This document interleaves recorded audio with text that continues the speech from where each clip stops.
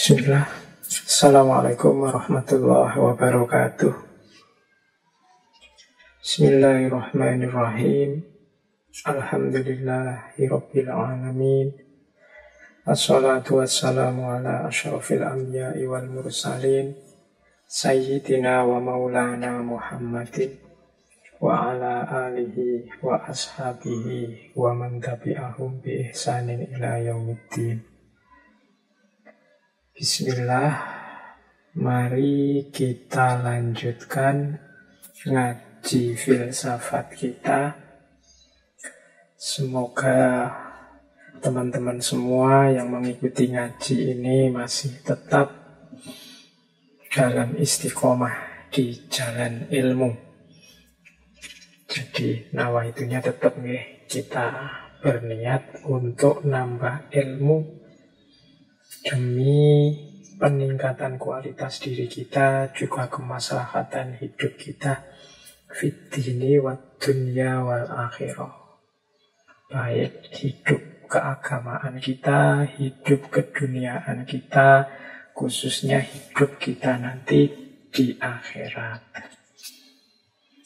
Oke, malam hari ini kita masih ada di sesi kebijaksanaan para faqih. Ini kemarin ada yang tanya ke saya, faqih itu apa toh Pak? Iya, saya lupa menjelaskan, harusnya minggu lalu saya jelaskan ya. Jadi faqih itu kalau didefinisikan secara harafiah adalah orang yang paham, orang yang mengerti. Atau secara umum kemudian faqih itu ya orang yang ngerti aturan dan syariat Islam. Orangnya namanya faqih. Nanti ilmunya disebut ilmu fikih. Nanti ada ayat yang populer sekali tentang hubungannya dengan faqih ini. Kalau tidak salah surat At-Taubah ayat 122. Jadi ayat ini isinya menyarankan harus ada sekelompok orang yang memang mengkhususkan diri memperdalam ilmu. Yo, kalimatnya pakai istilah fikih.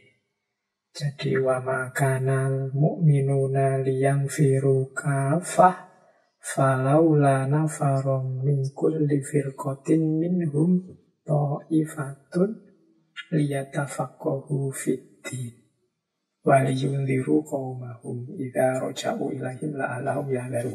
Kurang lebih seperti itu. Jadi ini sebenarnya ayat ini turun sehubungan dengan perang. Kalau diterjemahkan artinya tidak sepatutnya umat Islam itu semuanya ke medan perang. Jadi hendaknya setiap kelompok, setiap golongan di antara mereka ada beberapa orang, ta'ifah, beberapa orang yang memperdalam pengetahuan, memperdalam ilmu pengetahuan dalam agama. Dan dialah nanti yang bertugas memberi peringatan kepada kaumnya. Jadi ayat At-Taubah 122 ini ya silakan nanti teman-teman dicek lagi tafsirnya. Kalau tidak salah ayat ini turun ketika ada kasus beberapa orang tidak bisa ikut maju perang karena mereka ini sedang sibuk berdakwah di daerah pedalaman, daerah Badui. Nah, terus ini dinyinyiri oleh orang-orang munafik. Jadi ini orang-orang ini kok nggak mau jihad ya, nggak mau perang, tapi ingin enaknya sendiri saja. Nah, turunlah atau ayat 122 ini. Yo, tidak seharusnya semua orang ikut jihad maju perang. Harus ada yang ngopeni ilmu. Dialah nanti yang menjaga bagian memperingatkan keberagamaan kaumnya. Nah, itu istilah liyatafaqahu fid-din. Dari sini terus orang yang pintar agama itu disebut faqih. dulunya istilah fakih ini ya orang yang ngerti semua bidang ilmu agama. Imam Abu Hanifah yang kita bahas minggu lalu itu mendefinisikan fikih itu ya pengetahuan tentang hak dan kewajiban kita sebagai manusia. Jadi nanti definisi-definisi awal tentang fikih itu ya ada aspek akidahnya, ada aspek akhlaknya, juga ada aspek ibadahnya. Nah nanti belakangan definisi ini mengerucut bahwa fakih itu fokus pada orang yang ahli fikih. Jadi orang yang expert dalam bidang hukum Islam. Ketentuan-ketentuan syariat yang sifatnya amali. Jadi yang mereka ini membahas tentang hukum-hukum dari perbuatan saat kita beragama. Ya nanti ada halal, haram, sunnah, makruh, mubah, dan sebagainya. Ilmunya ilmu fikih. Orangnya disebut fakih. Oke, jadi itu ya sedikit penjelasan kalau ada yang tanya, apa sih fakih itu? Jadi orang, ya secara umum orang yang mengerti agama dan secara khusus orang yang ahli di bidang fikih. Baik, malam hari ini kita lanjutkan. Kalau minggu lalu kita bahas ulama besar mazhab Hanafi, Imam Abu Hanifah. Hari ini kita membahas ulama besar mazhab Maliki, yaitu Imam Malik. Ini tokoh besar yang luar biasa. Nama lengkap beliau adalah Abu Abdullah Malik bin Anas bin Malik bin Abi Amir bin Amr bin Haris. Beliau ini lahir di Madinah tahun 712 Masehi. Dan nanti wafat tahun 796 Masehi. Imam Malik ini berasal dari keluarga terhormat, terpandang. Aslinya leluhurnya dari Yaman, tapi nanti pindah ke Madinah. Kakeknya, ayahnya adalah ulama hadis yang terpandang di Madinah. Sehingga nanti tidak heran Imam Malik ini keahlian utamanya adalah hadis. Beliau nanti nulis kitab yang luar biasa, judulnya Al-Muwatta. Nah, itu bidangnya hadis. Nah, sejak muda memang Imam Malik ini dikenal cerdas, pinter, tekun mencari ilmu, semangat sekali mencari ilmu. Bahkan ada cerita saking semangatnya beliau ini untuk biaya pendidikannya sampai menjual tiang rumahnya. Dan saya tidak tahu tiangnya seperti apa, tapi ada cerita seperti itu. Nanti beliau berguru pada ulama-ulama besar, khususnya dari kalangan tabi'in ahli hadis. Ya mungkin ada nama-nama, saya sebut saja yang paling tidak teman-teman pernah mendengar. Syekh Nafi bin Abi Nu'aim, Ibnu Syihab Az-Zuhri, Abul Zinad, Yahya bin Sa'id Al-Ansori, termasuk juga Imam Ja'far Al-Shadiq dan juga Robi'ah Al-Ra'yu. Ini nama-nama guru-gurunya ya. Di antara guru-gurunya ya mestinya banyak sekali nama guru-guru. Nah, sejak muda beliau ini sudah dinobatkan sebagai ulama, orang pintar, dan memang sepanjang hidup beliau, pengabdian beliau yang utama ya di ranah pendidikan. Bahkan nanti beliau ini sampai sempat mengajar 4 orang khalifah Abbasiyah, ya waktu mudanya mestinya nih. Jadi mulai Al-Mansur, Al-Mahdi, Al-Hadi, juga Al-Ma'mun, ini semuanya pernah jadi muridnya Imam Malik. Ya murid yang teman-teman kenal ya mestinya Imam Syafi'i juga. Bahkan Imam Abu Hanifah juga sempat belajar pada Imam Malik. Oke, Imam Malik ini kabarnya orangnya tampan, tinggi, besar, ganteng. Bahkan ada riwayat beliau ini matanya biru. Kayak orang-orang Eropa ya, bisa dibayangkan gantengnya beliau ini. Nah, Imam Malik ini muridnya banyak. Beliau terkenal sebagai orang yang lembut tapi tegas, orang yang sabar tapi berjiwa besar. Dulu minggu lalu kita cerita bagaimana Imam Abu Hanifah mengalami ujian, dicambuk, dipenjara. Imam Malik juga begitu. Imam Malik ini pernah, jadi ada cerita beliau ini pernah dicambuk oleh gubernur Madinah saat itu, namanya Ja'far. Ja'far ini keponakannya Khalifah Al-Mansur dari dinasti Abbasiyah. Nah, Ja'far ini meminta seluruh penduduk Madinah untuk baiat kepada Khalifah. Nah, Imam Malik yang saat itu usianya masih muda sebenarnya, 25 tahun.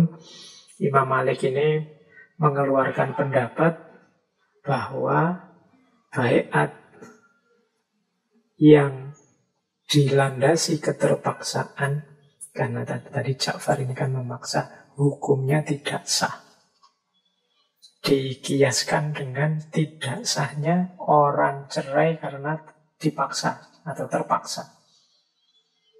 Nah, ini Ja'far marah, meminta Imam Malik merevisi fatwanya. Tapi oleh Imam Malik ditolak. Akhirnya Imam Malik dihukum, dicambuk 70 kali. Nah, berita ini nanti sampai ke Khalifah Al-Mansur. Oleh Khalifah Al-Mansur balik yang dimarahi Ja'far. Karena Al-Mansur ini ya muridnya Imam Malik. Jadi Ja'far disuruh minta maaf. Bahkan nanti Khalifah Al-Mansur minta Imam Malik untuk datang ke Baghdad, ke ibu kota, menjadi tokoh dan jadi penasehatnya. Khalifah juga ngirim uang 3.000 dinar kalau Imam Malik ingin datang ke Baghdad. Tapi oleh Imam Malik undangan ini ditolak, tawaran jabatan ditolak, uangnya dikembalikan. Ya ceritanya penolakan ini nanti sebenarnya jadi awal lahirnya kitab Al-Muwatta. Kitab Al-Muwatta ini ditulis oleh Imam Malik atas permintaan Khalifah Al-Mansur. Karena Imam Malik tidak mau dibawa ke Baghdad untuk jadi penasehatnya, Khalifah minta Imam Malik untuk mengumpulkan hadis dan membukukan hadis. Awalnya Imam Malik enggan, tapi terus lama-lama permintaan ini dituruti. Dari situ nanti lahir kitab Al-Muwatta. Cuma masa penulisannya panjang. Kabarnya sekitar 40 tahun kitab ini ditulis. Dari masa Al-Mansur sampai nanti baru selesai di era Khalifah Al-Mahdi. Kitab Al-Muwatta ini isinya kabarnya awalnya sekitar 10.000 hadis. Tapi nanti direvisi lagi, diseleksi lagi oleh Imam Malik sehingga tertinggal hanya 1.700-an hadis. Dan sudah diterjemahkan ke dalam berbagai bahasa, bahkan nanti ditulis ulang oleh para murid-muridnya sehingga ada banyak versi. Ya nanti selain Al-Muwatta ada juga kitab-kitab yang lain yang ditulis Imam Malik. Misalnya kitab Al-Mutawwanah Al-Kubro, yang ini isinya fatwa-fatwanya Imam Malik terhadap berbagai macam persoalan. Ya nanti selain kitab ya yang paling monumental peninggalan Imam Malik ya mazhab Maliki itu sendiri. Yang ini termasuk salah satu mazhab di kalangan Islam Sunni, Ahlu Sunnah wal Jamaah. Oke, mungkin teman-teman yang belajar filsafat kenal Ibnu Rus. Nah, Ibnu Rus ini menulis kitab bidang fikih judulnya Bidayatul Mujtahid wa Nihayatul Muqtasid. Ini kitab Bidayatul Mujtahid ini orientasi madhabnya adalah madhab Maliki. Ya, madhab Maliki zaman masih jayanya dia jadi madhab resmi di Mekah, di Madinah, di Irak, di Mesir, Aljazair, Tunisia, Andalusia atau Spanyol, Maroko, dan Sudan. Cuma belakangan yang masih banyak penganut madhab Maliki ya di Sudan, di Maroko, dan juga di Tunisia. Oke. Ya, di tempat-tempat yang lain masih ada mungkin beberapa tapi tidak banyak. Seperti di Indonesia ini kan yang paling populer mazhabnya muridnya Imam Malik, yaitu Imam Syafi'i. Oke, itu teman-teman ya sekilas gambaran tentang seorang Imam Malik. Nanti kita coba jelajahi lagi riwayat hidup beliau, hikmah-hikmah dan contoh-contoh dalam hidup beliau termasuk nasihat-nasihat beliau. Ya, meskipun kita belajar tentang imam fakih yang ahli fikih, cuma kita sesuaikan dengan model ngaji kita yang fokus pada hikmah. Untuk pikiran-pikiran dalam bidang fikihnya Imam Malik, ya monggo teman-teman belajar lagi, nyari ustadz, nyari guru yang sesuai. Daripada nanti saya keliru, wong saya bukan ahlinya kalau bidang fikih. Ya, saya tahunya hanya beberapa saja tentang gagasan-gagasan dan wawasan-wawasan fikihnya Imam Malik. Ya, Imam Malik ini kalau dalam hal istimbat hukum ada beberapa yang khas yang tidak ada di imam-imam mazhab yang lain.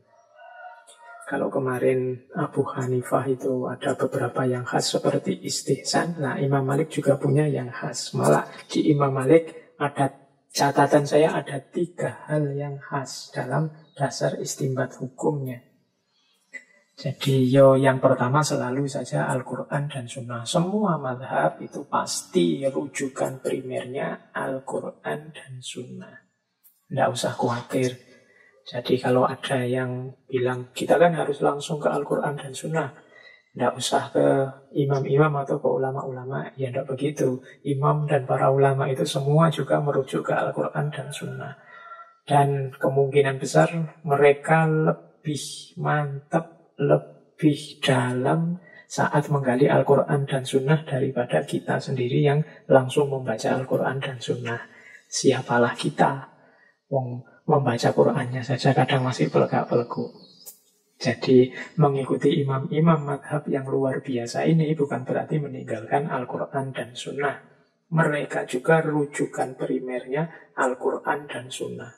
Bahkan hampir semua nanti menyatakan kalau pendapatku menyelisih Al-Quran dan Sunnah, ya tinggalkan pendapatku. Nah, ini bukti kearifan sekaligus keluasan wawasan mereka. Selain Al-Quran dan Sunnah, nanti sumber yang ketiga, ini yang khas dari Imam Malik adalah ijma' penduduk Madinah, praktek umum masyarakat Madinah. Nah, ini khas. Jadi Imam Malik punya pandangan, meskipun tidak disepakati oleh imam mazhab yang lain, penduduk Madinah ini dulunya adalah kotanya Nabi. Maka tradisi-tradisi, amal-amal keagamaan yang dijalankan oleh penduduk Madinah itu adalah amal yang referensinya langsung dari Nabi. Dan karena dia sifatnya tradisi, amal penduduk, makanya istilahnya ijma. Itu berarti disepakati oleh banyak orang. Dan tidak mungkin banyak orang itu keliru. Kalau satu orang bisa keliru. Tapi kalau ijma, kesepakatan penduduk itu kan berarti dari banyak orang, diriwayatkan oleh banyak orang, diriwayatkan lagi oleh banyak orang. Ya pastinya itu dulunya memang tradisi yang termasuk sunnah, dicontohkan oleh Nabi. Makanya prakteknya penduduk Madinah oleh Imam Malik jadi perujukan. dalam istinbat hukum. Jadi kalau dalam Al-Quran tidak ditemukan dalilnya, dalam hadis tidak ditemukan, ya coba dicek amal penduduk Madinah. Nah itu juga bisa jadi istinbat untuk memutuskan hukum. Penduduk Madinah yang mewarisi tradisi sunnah langsung dari Nabi. Kemudian ada juga dasar istinbat hukum yang khas dari Imam Malik, yaitu fatwa sahabat. Jadi sahabat ini diasumsikan adalah orang-orang yang dekat dengan Nabi. Ya istilahnya sahabat, tapi hakikatnya mereka ini adalah murid-murid. Orang-orang yang mendapat tuntunan langsung dari Nabi. Maka fatwanya sahabat oleh Imam Malik dipandang sebagai bagian dari yang bisa dipakai sebagai dasar istinbat hukum. Jadi qaulnya sahabat, pandangannya sahabat itu dianggap lebih kuat, lebih layak untuk dijadikan dasar istinbat hukum dibandingkan nanti sumber yang di bawahnya. Oke, nah ini khas juga Imam Malik. Ya sumber yang di bawahnya nanti ada dua, qiyas sama maslahat. Tapi kalau ada fatwa sahabat, ya fatwa sahabat ini layak dijadikan dasar. Kalau ternyata di Al-Quran tidak ada, di Sunnah tidak ada, praktek amal penduduk Madinah tidak ada, fatwa sahabat juga tidak ditemukan, ya baru boleh melalui qiyas. Ya. Jadi qiyas itu memutuskan secara analogis, memutuskan satu hukum dengan dasar hukum yang lain yang setara, yang mirip. Kemudian kalau qiyas kemarin di Abu Hanifah juga ada, nanti yang paling populer dengan metode qiyasnya Imam Syafi'i, muridnya Imam Malik. Nah, yang khas lagi, tadi kan ada praktek penduduk Madinah, ada fatwa sahabat, yang khas lagi, yang terakhir menurut saya dari Imam Malik adalah maslahah mursalah. Nah, ini khas, maslahat. Jadi kalau ada perbuatan, amal, tindakan yang Al-Quran atau Sunnah tidak memerintahkan, juga tidak melarang, tapi aktivitas ini membawa maslahat, membawa kebaikan untuk umat. Jadi kalau ditanya, loh aktivitas semacam itu dalilnya mana? Qurannya mana? Hadisnya mana? Tidak ada. Tidak dilarang, juga perintahnya tidak ada. Tapi dia ini membawa maslahat. Nah, maslahat juga oleh Imam Malik boleh. Maslahat ini dijadikan dasar istinbat hukum. Ya nanti yang ingin memperdalam sejauh mana, seperti apa maslahat yang boleh, syarat-syaratnya dan macam-macam, ya monggo belajar fikih. Jadi makanya dalam diskusi-diskusi tentang amal ibadah, tentang perbuatan kita sebagai seorang muslim, itu ternyata para ulama besar fikih itu dasarnya ya macam-macam. Ya memang primernya Al-Quran dan Sunnah. Tapi kan saya bilang minggu lalu, realitas situasi ini berkembang dinamis. Sehingga kadang-kadang kalau langsung pada Al-Quran dan Sunnah, kita kesulitan memutuskan dasar hukumnya. Makanya minggu lalu Imam Abu Hanifah ada istihsan. Sekarang Imam Malik ada maslahat. Di Imam Abu Hanifah bahkan ada urf, adat atau tradisi yang tidak bertentangan tentunya dengan Al-Quran dan Sunnah. Jadi ternyata maslahat bisa jadi pertimbangan hukum. Oh ini memang Al-Qurannya tidak ada yang menyebut itu, tapi juga larangannya tidak ada. Tapi maslahatnya untuk umat luar biasa, membuat umat bersatu, membuat umat hidup. Kemudian amal ini bisa masuk kategori diperbolehkan. Kalau dalam fikih ini versinya Imam Malik. Oke, jadi makanya teman-teman sebelum menjudgment, menilai kalau dalam bidang fikih, amal perbuatan, amal peribadatan, Ya memang harus ngerti ilmunya. Jangan berfatwa, jangan memvonis hukum siapa saja tentang apa saja kalau kita belum ngerti ilmunya. Bahkan minggu lalu kan Imam Abu Hanifah sampai bilang haram bagi orang yang memakai pendapatku untuk memvonis, untuk menjudgment tanpa tahu argumennya. Oke, jadi ini yang ingin memperdalam fikihnya Imam Malik, monggo dipelajari dari kitab-kitab fikih, rujukan-rujukan yang otoritatif. Malam ini kita belajar hikmahnya hidup dari beliau sesuai versi ngaji kita. Baik, mari kita mulai. Bismillah, kita mulai nggih. Kita belajar kearifan-kearifan seorang Imam Malik. Yang ingin menyiapkan minum dan macam-macam, monggo.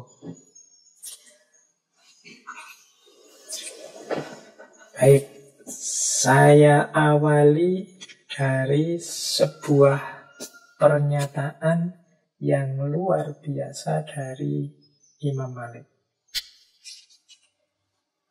Yaitu, sesungguhnya aku ini tidak lain hanyalah manusia.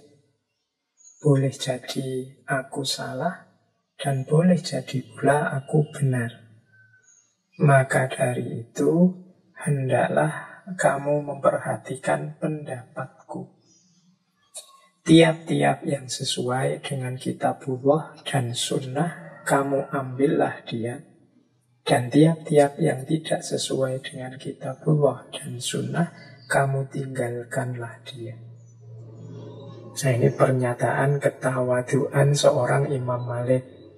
Sebagaimana kemarin kalimat-kalimat semacam ini juga diucapkan oleh Imam Abu Hanifah.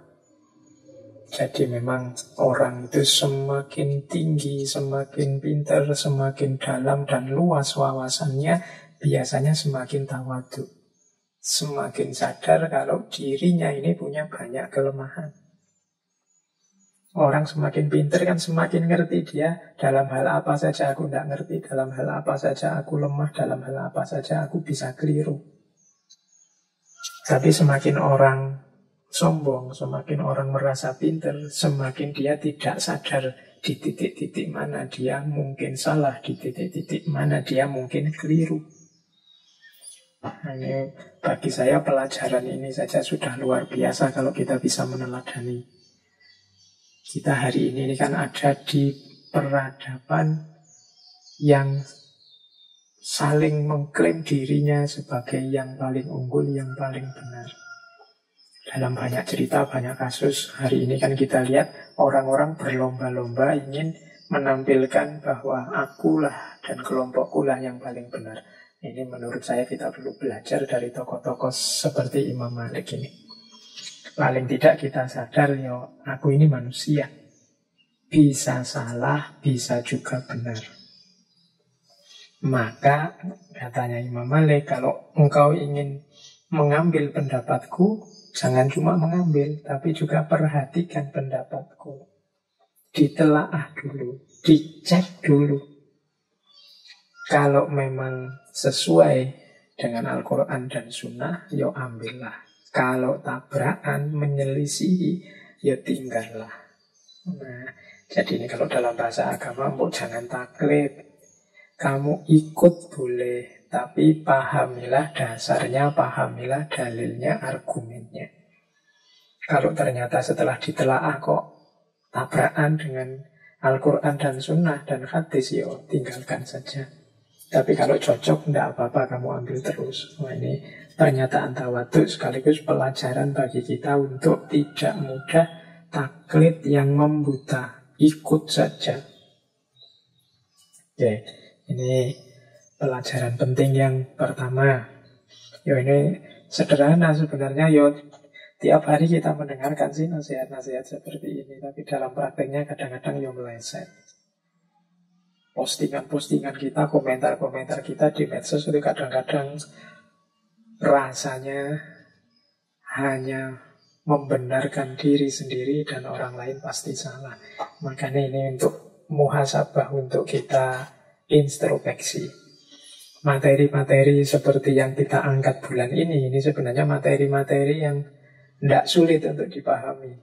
Jadi sederhana. Hikmah-hikmahnya hikmah-hikmah yang sederhana. Bahkan sebelum saya ceritakan seperti ini, teman-teman insya Allah sudah tahu.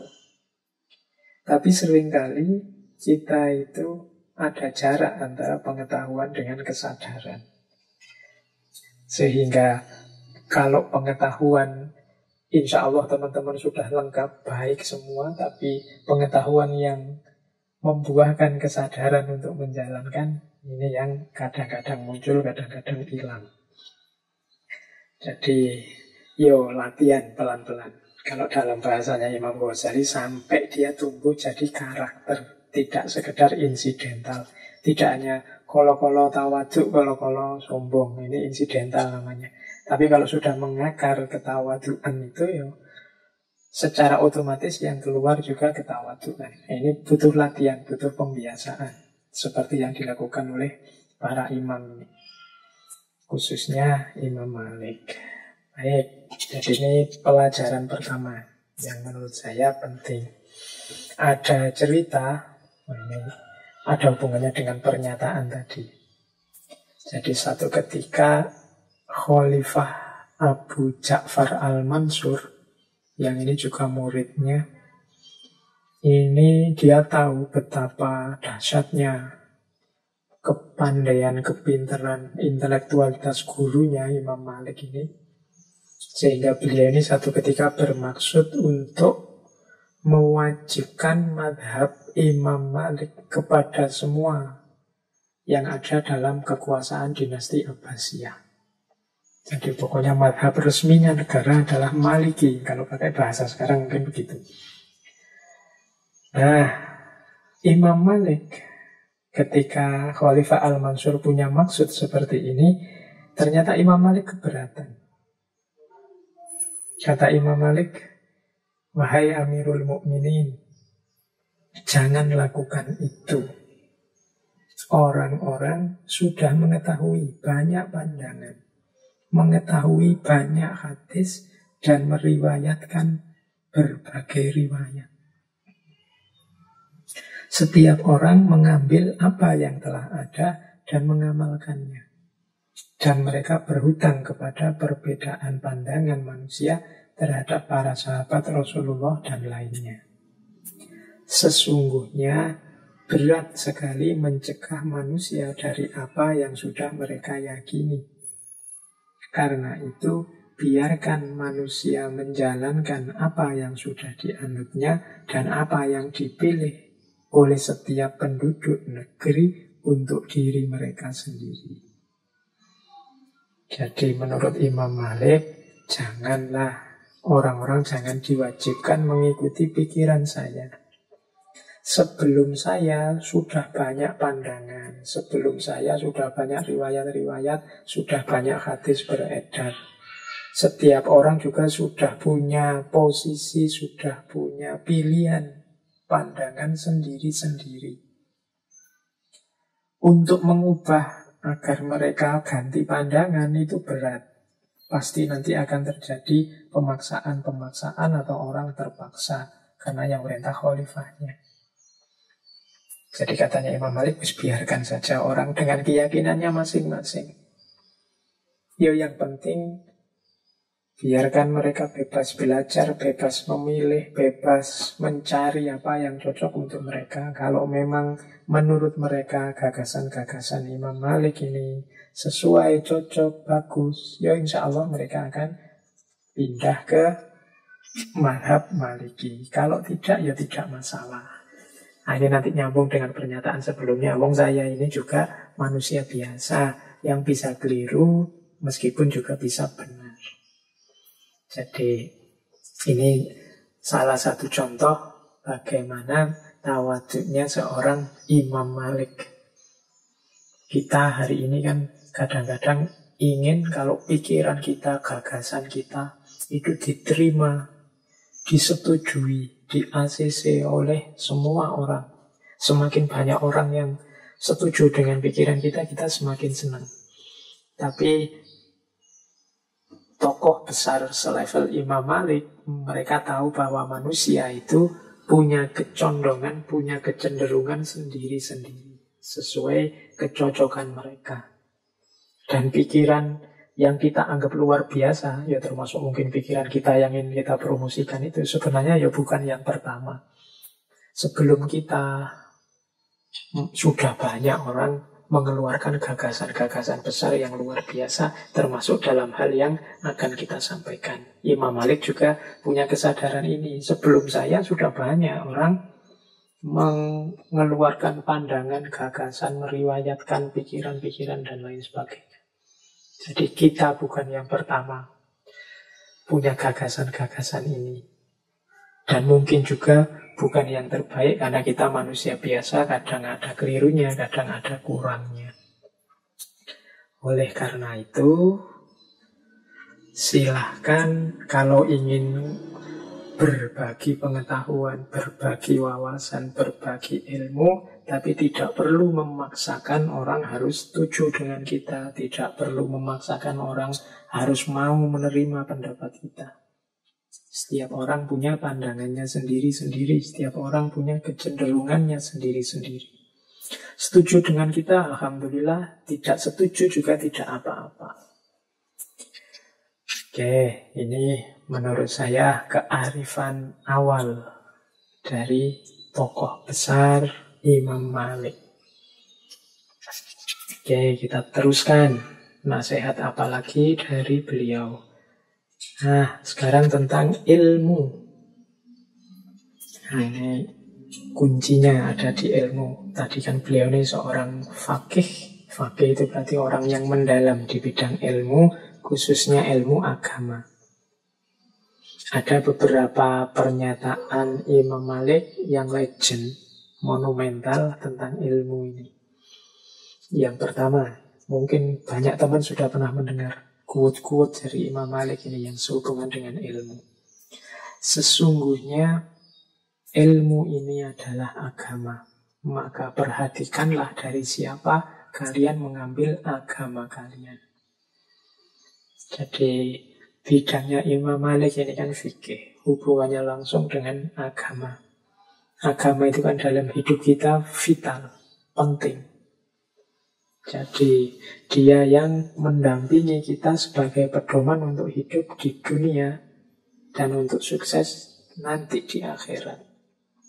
Maka karena agama itu penting, maka perhatikanlah dari siapa kalian mengambil agama kalian. Kita ini kan mau tidak mau dalam beragama mengikuti orang-orang yang kita percayai sebagai ahli. Mengikuti orang-orang yang kita terima sebagai yang punya otoritas di bidang agama. Kecuali teman-teman sendiri merasa pintar, mungkin merasa levelnya mujtahid misalnya, itu baru beraktivitas sendiri. Tapi sebagian besar kita kan mengikuti dalam beragama. Meskipun bilangnya kembali pada Al-Quran dan hadis atau Al-Quran dan sunnah, kalau orang seperti kita ini kan ya mengakses langsung Al-Quran dan sunnah ya kadang tidak paham atau bahkan yang lebih bahaya lagi salah paham. Maka jalan terbaik kan mengikuti para ulama, mengikuti tokoh-tokoh yang memang ahlinya. Nah, oleh karena itu perhatikan dari siapa engkau mengambil agamamu. Orang yang akan kamu ikuti, yang akan kau jadikan kiblat, itu cermati benar. Jangan sampai keliru dari segala aspeknya. Karena kalau keliru, berarti yang rusak adalah agama kita.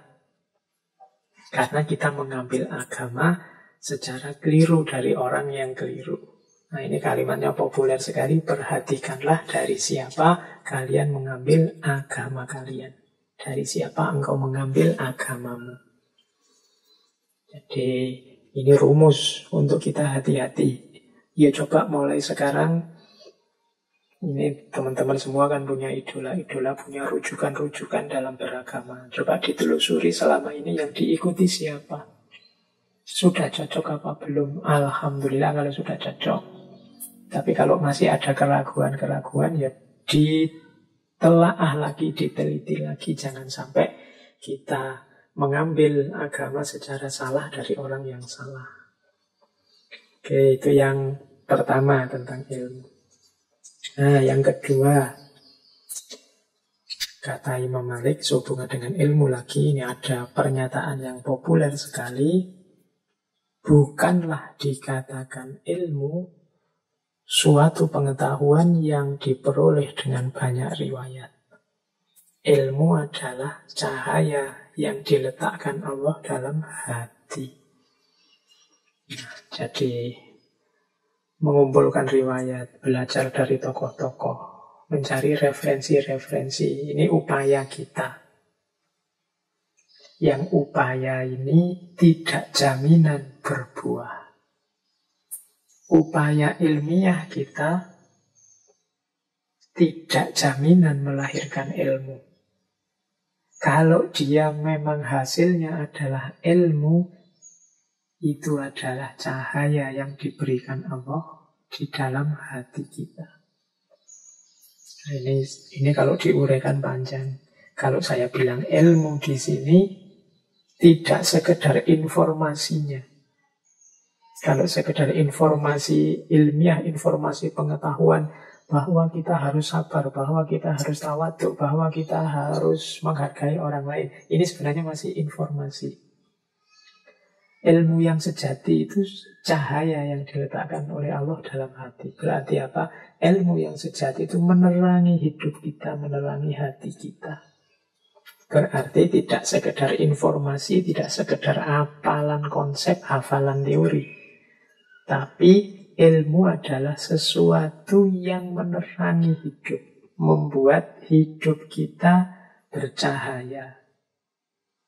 Ilmu yang semacam ini adalah bukti anugerahnya Allah ke dalam hati kita. Bukti kita nyambung, kita berhubungan dengan Allah. Jadi makanya setiap kali mendapat ilmu dengan kesadaran bahwa ilmu ini adalah cahaya untuk meningkatkan kualitas hidup kita, untuk menerangi jalan kita menuju Allah, harusnya kita segera bersyukur. Ya, mungkin kita selama ini dapatnya baru informasi-informasi, belum ilmu. Kalau itu memang masih levelnya riwayat. Nah, yang sejati ilmu itu dia bentuknya cahaya. Ya mudahnya dia manfaat untuk hidup kita, dia maslahat untuk masyarakat kita. Cahaya itu kan mencahayai, dalamnya juga mencahayai sekitarnya. Jadi baru bisa dikatakan ilmu kalau dia cahaya yang diletakkan Allah dalam hati kita. Kalau masih level riwayat-riwayat, kalau isinya masih banyak riwayat, ya masih pengetahuan-pengetahuan informatif, masih hafalan-hafalan konsep. Ya kalau sekedar hafalan konsep, ya mungkin HP dan laptop dan Google itu yang paling puncak hari ini. Google itu apa yang tidak tahu. Tapi ternyata bukan itu. Ilmu itu bukan sekedar informasi, tapi dia nur, dia cahaya. Kalau dia cahaya, maka dia menerangi. Di situ ada manfaat, di situ pasti ada maslahat. Bahkan kalau tidak hati-hati, yang informasi-informasi tadi, yang konsep-konsep tadi, bisa saja wujudnya bukan cahaya, tapi malah merusak hidup kita, menggelapkan hidup kita. Maka marilah kita mengejar pengetahuan yang wujudnya nur ini, cahaya Allah yang diletakkan dalam hati kita. Informasi bisa dicari dari Google, sekarang ngeklik tentang apa saja ketemu. Tapi hasil buah dari kita cari di Google ini, apakah nambah gelap hidup kita atau nambah terang hidup kita, itu nanti kuncinya ada pada ridhonya Allah. Inilah yang ingin dipesankan, ingin dinasihatkan oleh Imam Malik. Bukanlah dikatakan ilmu suatu pengetahuan yang diperoleh dengan banyak riwayat, Ilmu adalah suatu cahaya yang diletakkan Allah dalam hati. Oke. Quote selanjutnya yang ketiga ini juga populer sekali kalimat ini. Pelajarilah adab sebelum mempelajari ilmu. Jadi adab itu buahnya akhlak. Akhlak kalau dia terpuji, buahnya juga adab yang terpuji. Saya sering mengilustrasikan akhlak itu ya, kalau di Imam Ghazali kan sifatnya karakter, apa yang tertanam dalam diri. Jadi dia adalah wajah batin kita, itu akhlak. Jadi akhlak itu kan dari kata dasar kholak. Kholak itu ciptaan. Nah, kita ini punya dua unsur, kholak dan khuluk. Kholak itu lahiriahnya, khuluk itu batinnya. Jadi wadah batin kita, wajah batin kita itu akhlak. Nah, kenapa sih kok harus adab sebelum ilmu? Ini kalau pakai bahasa yang berbeda, siapkan dulu wadahnya sebelum diisi. Jadi kalau wadahnya beracun, diisi barang jernih pun, yang jernih akan jadi beracun. Jadi membereskan adab, membereskan akhlak itu seperti membereskan wadahnya dulu sebelum diisi. Kalau wadahnya baik, isinya baik, ya isi ini bisa kita manfaatkan untuk yang baik-baik.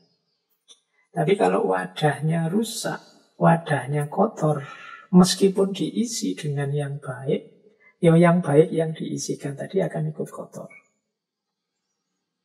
Kalau embernya berdebu, banyak kotorannya, air jernih yang kita masukkan akan ikut jadi kotor, akan ikut jadi tercemar.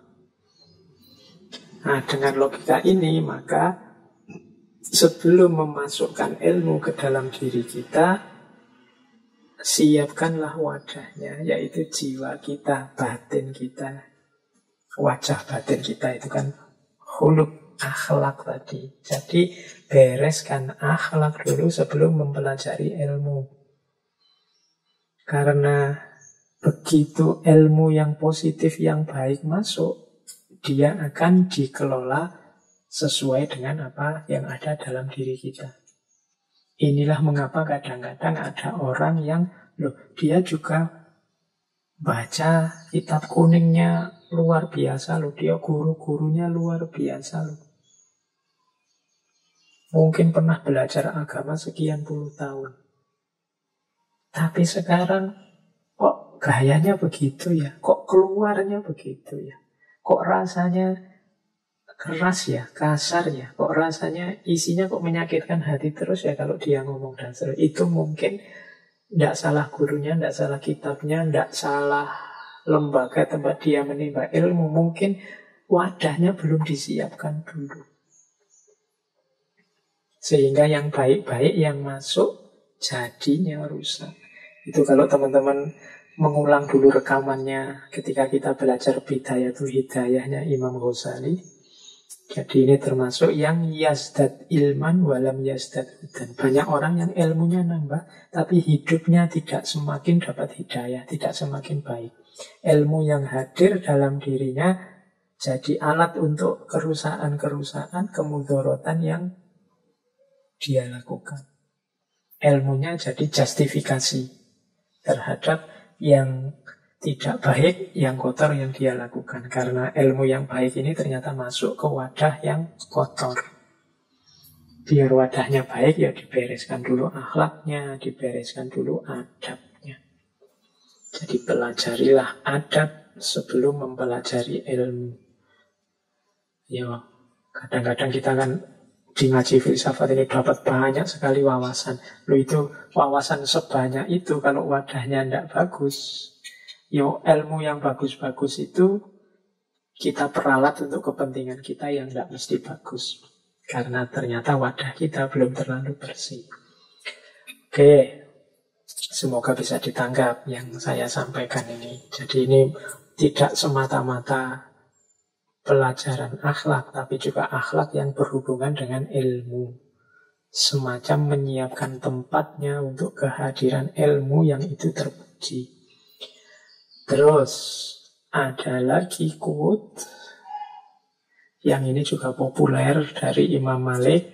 Tidak sepantasnya seorang yang berilmu membicarakan satu pengetahuan pada orang yang tidak menaatinya. Karena itu adalah penghinaan kepada kemuliaan ilmu. Nah, ini mungkin sindiran pada kita ya. Kita ini kan sering cerewet. Baru ngerti sedikit saja semua orang ingin kita ceramahi, ingin kita beritahu. Tidak masalah sih dari sisi semangat kita untuk menyebarkan kebaikan. Tapi hati-hati. Dilihat juga konteksnya, dilihat juga audiennya, dilihat juga jenis forumnya. Karena kalau kita tidak hati-hati, jangan-jangan kita sudah niat baik, menyampaikan hal-hal yang baik, tapi tanggapannya justru sebaliknya. Tidak hanya menghina kita, tapi menghina kemuliaan ilmu yang kita sampaikan. Nah, berarti maksudnya apa? Kita turut andil, wong kita tadi yang menyebarkan, kita tadi yang menyampaikan. Kita turut andil sehingga ada orang menghina ilmu.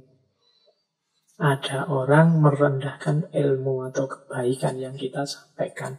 Maka kalau ingin menyampaikan sesuatu, dilihat siapa orang ini, dalam situasi apa, kira-kira ada kemungkinan nggak dia mau mendengar. Kalau memang hasilnya negatif, enggak. Kalau saya ngomong ke orang ini dengan isi yang seperti ini, pasti nanti dia bantah, bahkan mungkin menjelek-jelekan yang baik yang saya sampaikan, merendahkan ilmu yang mulia yang saya sampaikan. Ya nanti dulu saja, kalau situasinya mungkin tidak usah saya sampaikan sekarang. Kita harus punya kearifan semacam ini. Karena kadang-kadang kita itu semangat dakwahnya luar biasa, tapi strategi dan retorikanya nol. Niatnya menebar ilmu, menebar kebaikan, tapi hasilnya justru konflik dan permusuhan. Ya sebagian karena andil kita juga tidak membaca situasi, tidak melihat kondisi. Ya harus pinter membaca situasi biar niatnya baik, caranya baik, hasilnya juga baik. Kalau hasilnya kontraproduktif kan akhirnya kita juga turut andil dalam kejelekan yang lahir. Misalnya kita ngomong sesuatu yang luhur, tapi terus orang salah paham, menjelek-jelekkan sesuatu yang luhur, dia malah jadinya antipati dengan keluhuran kebaikan itu. Akhirnya kita turut andil dalam semakin tersesatnya dia. Maka hati-hati, makanya orang dakwah itu ya butuh retorika, butuh strategi yang baik, biar hasilnya juga baik. Oke, ini nasihat dari Imam Malik. Tidak sepantasnya seorang yang berilmu membicarakan satu pengetahuan pada orang yang tidak menaatinya, orang yang tidak menghargainya. Karena itu adalah penghinaan kepada kemuliaan ilmu itu. Baik, ini nasihat-nasihat tentang ilmu ya. Saya dahulukan yang tentang ilmu ini karena bisnis kita yang paling utama di ngaji filsafat ini kan tentang ilmu. Ada cerita, nah ini selanjutnya tentang ilmu dan akhlak tadi. Ketika Imam Malik yang masih kecil pamitan kepada ibunya untuk berangkat mencari ilmu. Ini cerita dari Imam Malik sendiri. Aku berpamitan kepada ibuku untuk pergi mencari ilmu. Ibuku terus berkata, kemarilah nak, kenakan pakaian yang pantas bagi seorang penuntut ilmu. Jadi anaknya yang mau berangkat ini dipanggil lagi, coba sini, kamu pakai pakaian yang pantas dong. Kemudian ibu mengenakanku pakaian yang baik, juga memakaikan peci di kepalaku dan memasangkan sorban. Lalu berkata, nah sekarang pergilah pada gurumu Robi'ah untuk menuntut ilmu. Tapi ingat nak, belajarlah dulu akhlak darinya sebelum engkau menyerap ilmunya. Ini ada beberapa pelajaran dari cerita ini. Yang pertama adalah sikap memuliakan ilmu, memuliakan aktivitas mencari ilmu, memuliakan para guru yang menuntun ilmu, dan memuliakan apapun yang berhubungan dengan ilmu. Imam Malik mau berangkat belajar, oleh ibunya diberi pakaian yang bagus, yang pantas, dipakaiin peci, serban, sehingga kelihatan luar biasa, baru disuruh berangkat. Ini bagi saya penghargaan terhadap ilmu. Jadi, karena ilmu ini mulia, ayo kita muliakan. Nah ini jangan-jangan sindiran buat kita ini ya. Kita itu sering tidak memuliakan ilmu. Ya termasuk yang kita muliakan ilmu itu ya buku, kemudian apalagi guru-guru, kemudian forum-forum kajian, kita hargai. Jadi gunakan pakaian yang baik, gunakan kostum yang mendukung. Kostum yang mendukung itu bagi saya penting loh.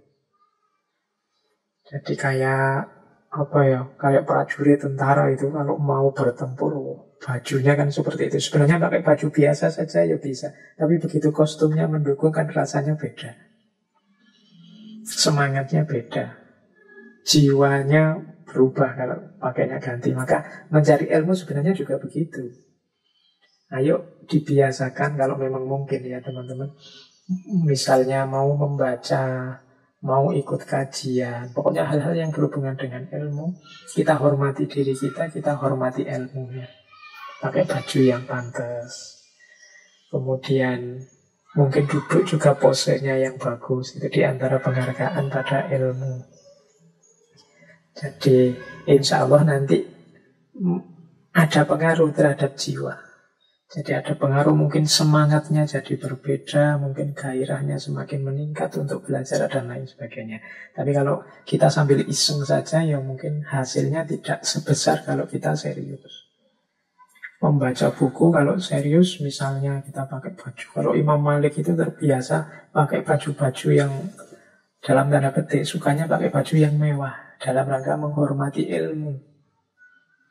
Jadi suka memakai wangi-wangian, mirip dengan Imam Abu Hanifah yang kita ceritakan minggu lalu. Nah ini ada efeknya, ada asarnya. Jiwa kita seakan-akan dilatih, ini penting loh, ini serius loh, maka jangan iseng. Itu kan berbeda kalau kita sikapnya iseng.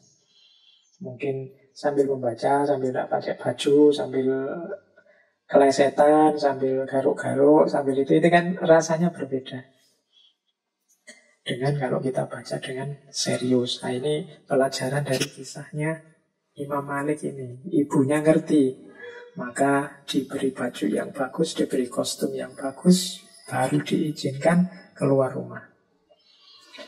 Baru terus silahkan sekarang berangkat menuntut ilmu, tapi dipesankan lagi, dahulukan akhlak. Belajar dulu akhlaknya sebelum engkau menyerap ilmunya. Sama seperti yang saya sampaikan tadi ya, dahulukan akhlaknya sebelum ilmunya. Siapkan dulu wadahnya, baru dituangi ilmu yang berharga, ilmu yang mulia. Oke, baik, kita lanjutkan. Nah, ini nasihat dari Imam Malik tentang ilmu juga. Katanya Imam Malik, ilmu tidak boleh diambil dari 4 orang. Yang pertama, orang bodoh yang nyata kebodohannya. Yang kedua, sohibul hawa, pengikut hawa nafsu, yang mengajak agar mengikuti hawa nafsunya. Yang ketiga, orang yang suka berdusta dalam berbicara, meskipun dia tidak pernah berdusta atas nama Rasulullah Shallallahu Alaihi Wasallam. Yang keempat, orang yang soleh dan mulia yang tidak tahu apa yang ia sampaikan. Tadi kan di depan ada nasihat, perhatikan dari siapa engkau mengambil agamamu. Dari siapa engkau mengambil ilmu tentang agama? Nah, di bagian ini Imam Malik memperjelas lagi dari siapa sih yang tidak boleh itu. Katanya Imam Malik, hindari 4 orang ini. Jangan belajar dari 4 orang ini. Yang pertama orang bodoh, yang nyata kebodohannya. Ya. Kalau sudah jelas orang ini bodoh, mungkin kalau diterjemah dalam bahasa Indonesia bodoh itu rasanya agak kasar ya. Ya pokoknya orang yang tidak ngerti, orang yang bukan ahlinya. Ya kalau memang bukan ahlinya jangan diikuti. Itu analoginya orang bodoh itu ya orang yang tidak ngerti, orang yang bukan ahlinya. Ya tidak usah diikuti orang yang bukan ahlinya. Kalau tentang fikih ya ikut ahli fikih. Kalau tentang filsafat diikuti ahli filsafat. Kalau tentang akhlak belajar dari orang yang para ulama yang ngerti akhlak. Jadi jangan ngarang. Pokoknya orang yang kalian idolakan, kalian tinggikan, kalian kagumi, terus belajar apa saja dari beliau, ya enggak. Ya dipelajari sesuai dengan keahlian beliau. Jadi jangan belajar dari orang yang tidak ngerti, yang nyata ketidakngertiannya. Itu yang pertama. Ini kadang-kadang kita itu jadi tidak kritis kalau egonya main. Misalnya karena kelompokku, karena grupku, karena dosenku, karena temanku, karena idolaku. Ini membuat kita tidak kritis. Tapi tetap kalau kita ingin belajar sesuatu, ya harusnya dari ahlinya. Itu yang pertama. Yang kedua, jangan belajar atau mengambil ilmu dari sohibul hawa. Orang yang disetir, dikendalikan oleh hawa nafsunya.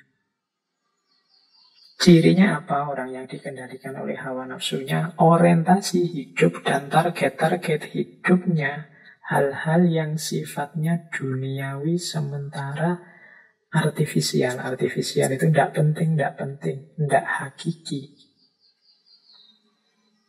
Jadi sohibul hawa itu ya targetnya tidak akan jauh-jauh. Misalnya dari harta, tahta, kehormatan duniawi, dan yang sejenis itu. Pujian, kekaguman orang. Itu ciri-ciri sohibul hawa. Ingin memamerkan ilmunya, ingin memamerkan ketinggian wawasannya, ingin dipuji orang tentang kepandaiannya, dan yang sejenis itu. Itu juga cirinya sohibul hawa. Kalau ada orang jenis ini, hati-hati, kalau bisa tidak usah mengambil ilmu dari orang jenis ini. Karena orang-orang semacam ini biasanya yang disampaikan adalah yang sesuai dengan kepentingan dan ambisinya. Kalau ada hal-hal yang tidak cocok dengan kepentingan dan ambisinya, dia loncati. Kadang yang jelek-jelek pun karena dia pintar, dia carikan dalilnya. Dalil yang cocok dengan nafsu dan ambisi yang sudah dia target. Makanya hati-hati. Kalau sama orang bodoh tadi kan lebih mudah identifikasinya. Kalau sohibul hawa ini melihatnya tidak pada ilmunya, tapi pada karakternya. Yang diomongkan mungkin benar, mungkin ada dalilnya, tapi melihat betapa ambisiusnya dia, betapa dia diliputi oleh hasrat hawa nafsu, ingin enak sendiri, ingin sukses sendiri, egois. Nah, harus kita mundur sebentar, hati-hati. Jangan-jangan kebenaran yang dia sampaikan itu sudah dipotong-potong, direduksi sesuai keinginan dan ambisinya.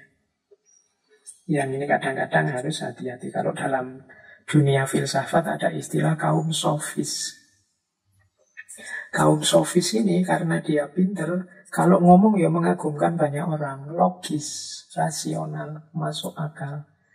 Orang biasa tidak bisa berpikir seperti itu. Cuma kaum sofis ini dikenal oportunis. Jadi dia tergantung siapa yang bayar, tergantung siapa yang ngontrak, kebenaran bisa diatur. Jadi kebenaran bisa diatur itu argumen bisa dipilih-pilih. Kan saya sering bilang, akal itu pinter menjustifikasi. Tergantung hati mengarahkan kemana. Hati itu kalau diarahkan ke kebaikan, ya akal bisa menunjukkan dalil argumen untuk mendukung kebaikan. Tapi kalau hati cenderung pada yang jelek, ya akal akan mampu menyusun argumen untuk mendukung kejelekan. Ini teorinya Imam Ghazali. Jadi sohibul hawa, ayo hati-hati kita hindari. Yang ketiga, para pendusta. Nah, berarti sebelum kita mengikuti orang lain, ini harus kita cek track recordnya ini. Ini ternyata para pendusta jangan diikuti. Ya kalau para pendusta kan khawatirnya dia berdusta, bohong. Maksudnya ayat sebenarnya ini dipelintir jadi itu. Ini para pendusta. Maksudnya hadis ini A, tapi untuk kepentingannya maksudnya dibelokkan jadi B. Para pendusta. Bahkan seandainya dustanya tidak seperti yang saya contohkan tadi, tidak tentang ayat, tidak tentang hadis. Kalau di situ kan ada kalimat walaupun tidak pernah berdusta atas nama Rasulullah. Dustanya mungkin urusan-urusan sepele, urusan-urusan kecil. Tapi orang yang mudah berdusta ini bahaya untuk diikuti. Tidak sibuk, bilang sibuk. Nah ini terus bohong. Sudah makan, bilangnya belum makan, atau sebaliknya. Ini kan sebenarnya jujur tidak apa-apa, tapi kadang-kadang kita milih bohong. Kemudian tidak masuk, bilang masuk. Jenis-jenis ini kan bohong sederhana sekali tiap hari. Mungkin kita lakukan secara tidak sengaja. Tapi kalau dibiasakan dia menjadi karakter. Membuat diri kita tidak terpercaya. Kata-kata yang keluar dari mulut kita jadinya tidak sikoh. Tidak sikoh itu tidak kuat, tidak bisa dipercaya. Meskipun kita bohongnya hanya kecil-kecil. Tapi kalau kecil-kecil banyak akan membentuk karakter sebagai pembohong. Kan ada hadisnya itu, iyyakum wal kadhiba, hindarilah bohong. Karena kalau kita yataharral kadhiba, kalau kita membiasakan kebohongan, maka kita akan menjadi orang yang kadzaban, seorang pembohong. Bohongnya sudah jadi karakter. Orang yang bohongnya sudah jadi karakter itu ya, kalau dia berbohong tidak ada rasanya, sudah biasa saja. Karena sudah tiap hari dia begitu. Jadi yang ketiga, jangan mengambil ilmu dari para pembohong. Yang keempat, nah ini juga kita harus hati-hati.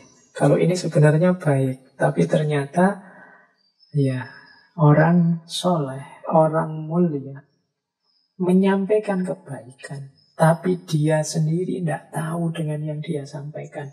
Dia sendiri tidak paham dengan apa yang dia sampaikan. Mungkin dia ini hanya mengulang-ulang saja, mungkin dia ini hanya taklid, mengikuti saja. Ini juga katanya Imam Malik harus hati-hati kita ikuti. Kalau dalam bahasa filsafat, orang ini sebenarnya baik, cuma tidak kritis. Cuma dia tidak ingin paham dasarnya, argumennya dari yang dia sampaikan. Pokoknya baik disampaikan. Dia tidak mendalami. Nah ini juga harus hati-hati, karena setiap pernyataan, setiap dalil yang disampaikan, setiap pendapat yang disampaikan itu kan harus ngerti benar dasarnya. Tidak sekedar mindah kata dari tokoh A kita sampaikan ulang. Jadi ini kita juga harus hati-hati kalau ada orang hanya peniru, hanya follower, pengikut.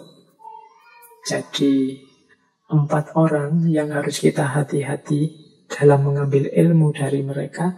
Kalau bisa ya dihindari. Yang pertama orang bodoh, yang kedua pengikut hawa nafsu dan kepentingan, yang ketiga orang yang suka berdusta, dan yang keempat orang yang tidak tahu dia itu sebenarnya ngomong apa, dia sendiri tidak paham. Nah ini 4 orang yang kita harus hati-hati dalam mengambil ilmu. Karena tadi ya, ini katanya Imam Malik di atas tadi loh, ini urusan agama, maka hati-hati dari siapa engkau mengambil agamamu.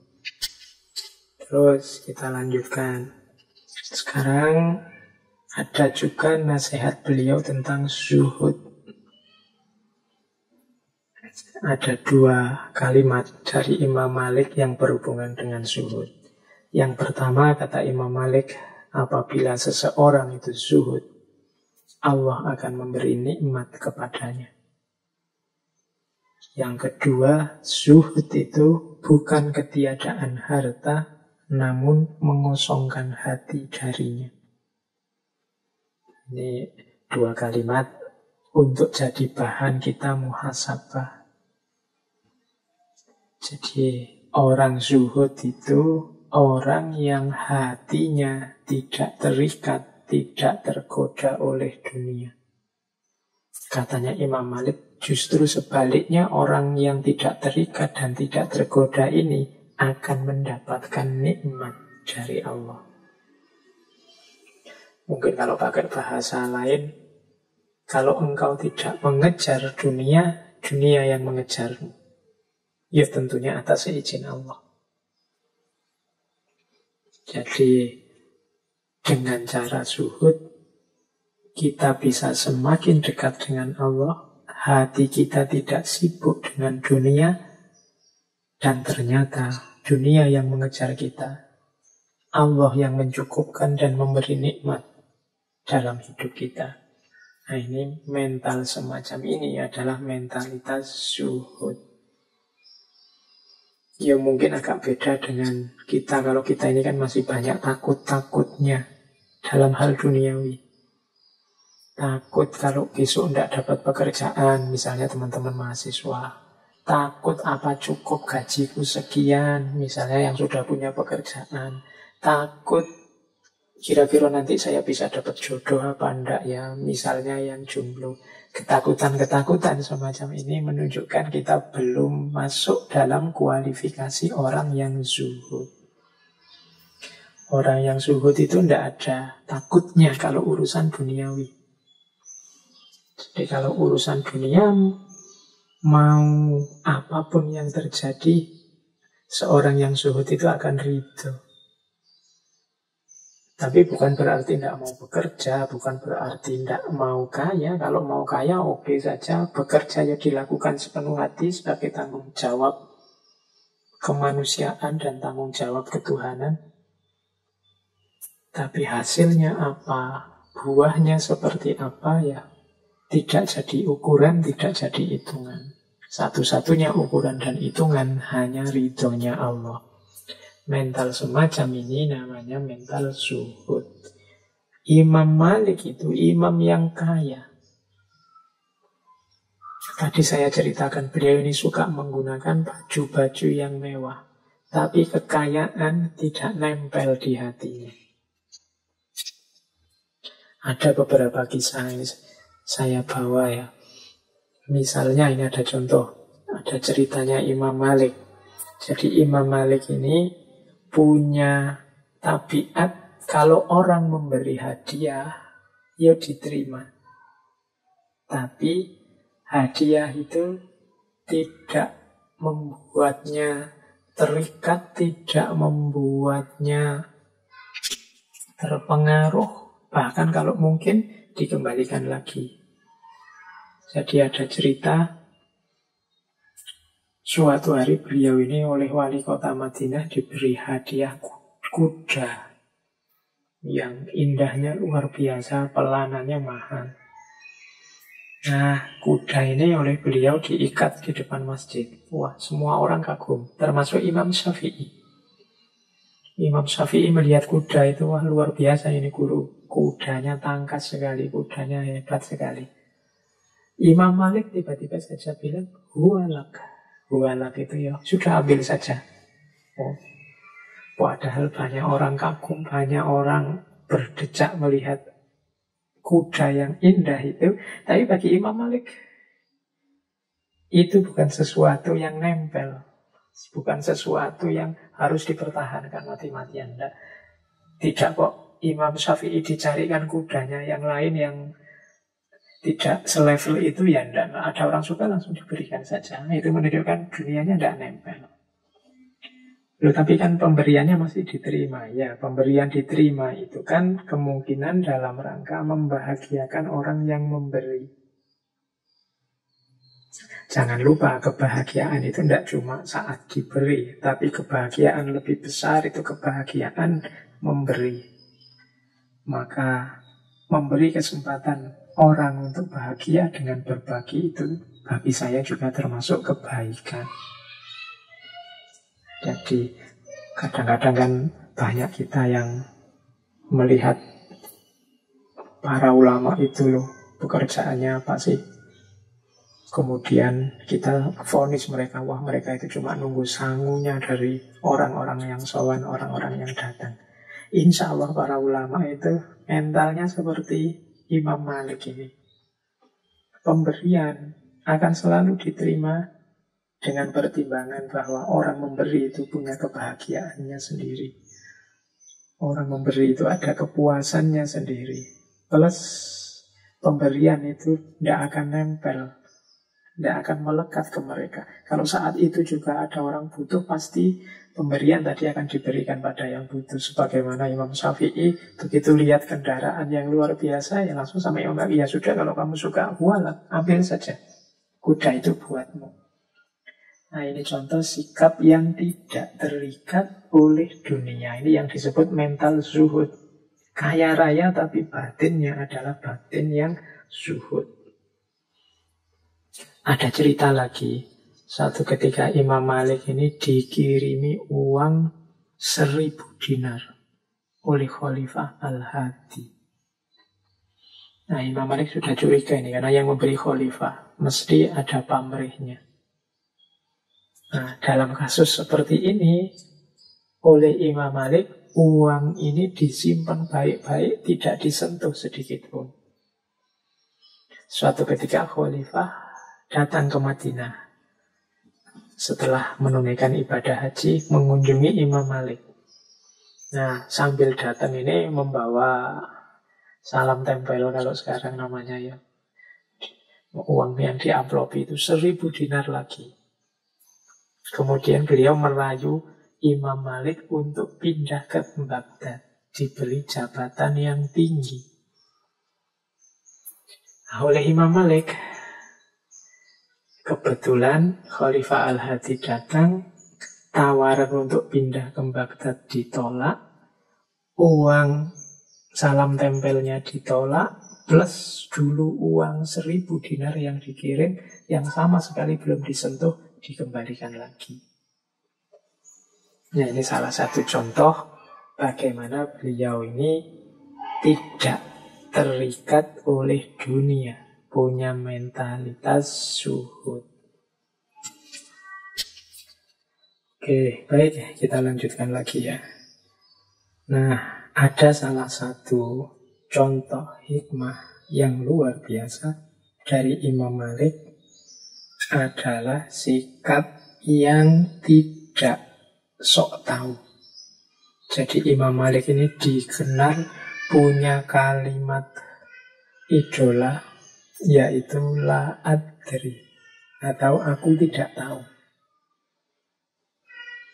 Dan ini banyak sekali cerita-cerita tentang tabiat sangat tawaduknya Imam Malik. Jadi beliau ini tidak mengklaim dirinya tahu segala hal. Kalau memang ada pertanyaan yang beliau tidak tahu, beliau tidak malu-malu jawab, saya tidak tahu. Dan tidak akan ngarang-ngarang jawaban untuk menghibur orang biar kelihatan pintar, enggak. Atau biar orangnya puas, enggak. Kalau tidak tahu, ya tidak tahu. Karena urusan ilmu tidak bisa sembarangan. Ada cerita seorang laki-laki dari jauh, dari tempat yang jauh, datang pada Imam Malik tentang satu masalah. Imam Malik menjawab, la uhsinuha. Jadi la uhsinuha itu artinya aku tidak ngerti masalah itu dengan baik. Bayangkan, ini tidak sekedar tidak tahu, aku tahu tapi pengetahuanku belum tuntas. Makanya jawabannya la uhsinuha, aku tidak ngerti masalah itu dengan baik. Nah, laki-laki ini mendesak Karena mungkin bayangannya dia kan ini ulama besar, masa tidak tahu.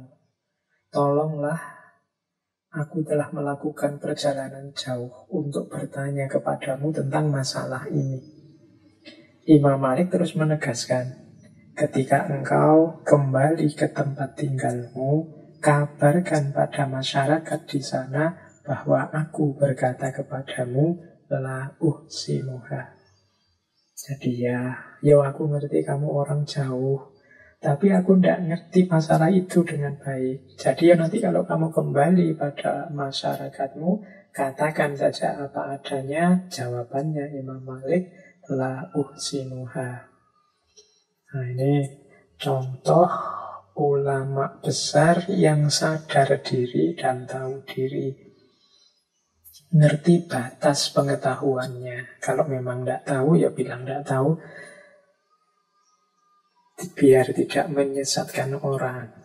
Ada cerita dari Khatib Al-Baghdadi, beliau cerita bahwa Imam Malik itu satu ketika pernah ditanya 48 masalah. Yang dijawab hanya 2. Sisanya dijawab dengan la adri. Jadi sisanya dijawab dengan tidak tahu. Ya karena memang tidak tahu, masuk ngarang. Karena memang tidak tahu kan tidak mungkin terus dikira-kira apalagi urusan agama. Jadi saya tidak tahu. Bahkan tidak hanya la adri, tadi kan la uhsinuha. La uhsinuha itu jane yang ngerti tapi belum tuntas. Aku belum tahu dengan baik. Nanti saja kalau sudah dicek sampai baik baru berfatwa. Kalau memang belum tahu ya belum tahu. Makanya ada satu quotes yang luar biasa dari kalimatnya Imam Malik, Junnatul alim qauluhu la adri. Jadi bentengnya orang alim adalah kata-kata la adri. Aku tidak tahu. Nah ini cuma ya bukan berarti terus ini menyembunyikan ilmu. Ya kalau tahu ya disampaikan tahu. Tapi kalau tidak tahu jangan gaya tahu. Apalagi ngarang-ngarang. Kalau filsafat sih ngarang tidak masalah. Lahir filsafat yang baru. Tapi kalau agama kan kita tidak bisa ngarang. Jadi benteng kita sebagai ilmuwan itu la adri. Nyaman sudah. Ya yang lain juga begitu. Kalau ada tokohmu, idolamu, ulama yang kau ikuti menyatakan la adri, ya jangan diremehkan, jangan dianggap rendah, jangan dianggap berarti ilmunya masih cetek. Tidak begitu. Justru itu menunjukkan kebesaran hatinya, ketawaduannya untuk tidak mengatakan sesuatu yang dia belum sepenuhnya mengerti. Jadi ya nanti dulu. Kalau saat ini ditanya, ya jawabannya masih la adri. Dan la adri ini jadi salah satu nasihat khususnya Imam Malik kepada Imam Syafi'i. Jadi ini saya bawa beberapa nasihatnya Imam Malik kepada Imam Syafi'i. Langsung saja ya, saya teruskan tentang nasihatnya kepada Imam Syafi'i. Jadi yang pertama tadi beliau menasihati, biasakan dirimu untuk mengatakan tidak tahu. Ini kalimatnya biasakan. Karena orang yang tidak terbiasa mengatakan tidak tahu, biasanya gengsi mengatakan tidak tahu. Jadi karena dia mungkin terlanjur merasa dirinya besar, terlanjur merasa dirinya pintar. Jadi kalau ada pertanyaan kok tidak bisa jawab, rasanya kok merendahkan dirinya. Akhirnya dia ngarang-ngarang. Maka Imam Malik menasihati Imam Syafi'i, biasakan untuk mengatakan tidak tahu. Oh, ini falsafah tidak tahu. Terus ada lagi pesannya Imam Malik kepada Imam Syafi'i, sesungguhnya Allah telah menganugerahkan cahaya di dadamu. Maka jangan engkau padamkan dengan maksiat. Jadi Imam Syafi'i ini kan salah satu muridnya yang top, yang pinter, yang nanti jadi teman diskusi yang luar biasa. Imam Malik ngerti benar bahwa ilmu itu cahaya. Maka orang-orang pintar adalah orang-orang yang bercahaya, yang menerangi sekelilingnya. Maka dia harus berhati-hati agar tidak mengurangi cahaya atau menghalangi cahaya sehingga terjadi kegelapan. Apa yang mengurangi intensitas cahaya dan juga mengubah cahaya jadi kegelapan? Maksiat. Jadi Imam Malik berpesan, tolong engkau ini orang yang bercahaya karena Allah menganugerahkan cahaya di dadamu. Jangan engkau padamkan cahaya itu dengan maksiat. Semakin kita melakukan maksiat, semakin cahaya itu terhalang dan kita akan gelap. Dan tidak usah teman-teman tanya ya maksiat itu apa saja Pak. Semua jenis maksiat, dan insya Allah teman-teman ngerti mana yang maksiat. Kalau lupa ya buka lagi kitab-kitabnya, ngaji-ngajinya dulu. Bidayatul Hidayah apa-apa tentang dosa-dosa kecil maupun dosa-dosa besar. Itu yang bisa menggelapkan hidup kita, menjauhkan kita dari cahayanya Allah. Oke, kalau ini teman-teman insya Allah sudah ngerti. Terus ada nasihat lagi terkenal dari Imam Malik pada Imam Syafi'i. Jadilah engkau orang yang paling banyak diam di antara manusia. Jika mereka benar, ikutlah di dalamnya, dan jika mereka salah, jangan ikuti mereka. Ini mungkin penting juga nasihat buat kita ya. Kita hari ini kan tidak betah untuk diam. Sehari tidak buka WA, sehari tidak buka Instagram atau Twitter, sehari tidak posting apa-apa, tidak mention apa-apa, itu kan rasanya kok sepi. Grup WA itu kalau tidak aktif sak jam saja, terus muncul emoticon-emoticon itu kan, kok sepi yo, dan seterusnya. Nah itu kan secara hari ini begitu gaya hidup kita. Padahal Imam Malik justru kita ini lebih banyak diam.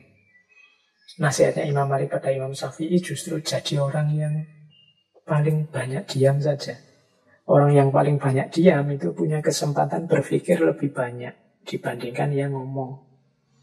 Ya kalau orang ngomongnya banyak itu kan ya kesempatan berpikirnya secara intensif berbeda dengan orang banyak. Kalau pendiam itu kan bisa pikirannya kerja terus. Kalau ngomong sambil mikir kan susah. Saya seperti ini bicara hampir 2 jam itu kan setengah-setengah mendaya gunakan pikirannya agak tidak maksimal. Coba sambil diam, mikirnya justru lebih maksimal. Maka katanya Imam Malik, jadi orang yang paling banyak diam saja. Mencermati lingkungan sekelilingmu. Kalau orang-orang di sekelilingmu benar, ya ikuti. Kalau orang-orang di sekelilingmu salah, ya jangan diikuti. Ini berarti kan mulutmu diam, tapi pikiranmu jangan. Telaahmu terhadap masyarakat jangan. Jadi kalau mereka benar ya diikuti. Kalau mereka salah ya dihindari.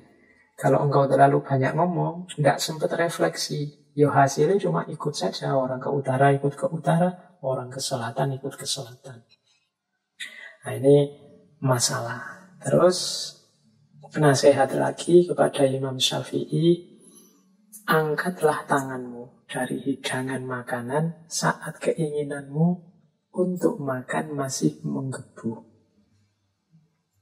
Ini mungkin dengan kata lain, nasihat ini ingin agar Imam Syafi'i jangan rakus, jangan serakah, jangan memuaskan egomu, jangan memuaskan keinginanmu sampai sak pol-pole, sak tuntas-tuntase. Kamu harus punya daya pengendalian diri. Mengangkat tangan dari hidangan makanan saat keinginan makan masih ada, itu kan berat. Makanannya sih masih ada. Kalau mau nambah lagi masih siap. Dan sebenarnya juga belum terlalu kenyang, masih ingin nambah lagi. Tapi nasihatnya Imam Malik, kalau engkau bisa berhenti dalam situasi seperti itu, berarti engkau punya kemampuan mengendalikan diri. Hasrat dan nafsu jangan dimanjakan. Jadi ini salah satu jalan untuk mendidik diri. Kita ini kan sering kesulitan di sini. Kalau sudah senang itu terus. Mungkin di antara teman-teman ada yang maniak game, ya game online apa game apa. Itu kan terus. Coba nasihatnya Imam Malik ini dijalankan. Keinginan main gamenya masih menggebu-gebu, kuotanya masih banyak, tapi ya saatnya berhenti ya berhenti. Jadi kemampuan mengendalikan diri. Nah, ini nasihat-nasihat penting ini saya pilih dari Imam Malik pada Imam Syafi'i yang menurut saya relevan untuk kita ikuti juga hari-hari ini. Oke, ini Imam Malik dan Imam Syafi'i ini kan guru murid, sama-sama pinter, sama-sama luar biasa. Dalam banyak pandangan mereka ini berbeda. Tapi tetap Imam Syafi'i menghormati Imam Malik. Imam Malik menyayangi Imam Syafi'i. Ada banyak cerita perbedaan pendapat antara guru murid ini, tapi berakhir dengan kegembiraan. Berakhir dengan kebahagiaan semuanya. Ini perlu kita teladani. Berbeda tidak harus konflik. Jadi ada cerita begini. Jadi suatu ketika Imam Malik ini bilang pada Imam Syafi'i pandangannya tentang rezeki. Katanya Imam Malik, rezeki itu datangnya tanpa sebab.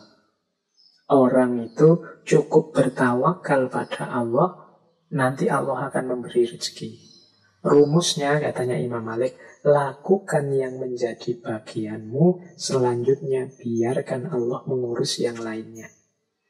Ini Imam Malik mengikuti hadis, kalau sabdanya Rasulullah, kalau kalian bertawakal pada Allah, sebenar-benarnya tawakal, Allah akan memberikan rizki kepada kalian, sebagaimana rizki kepada burung yang pergi dalam keadaan lapar, lalu pulang dalam keadaan kenyang.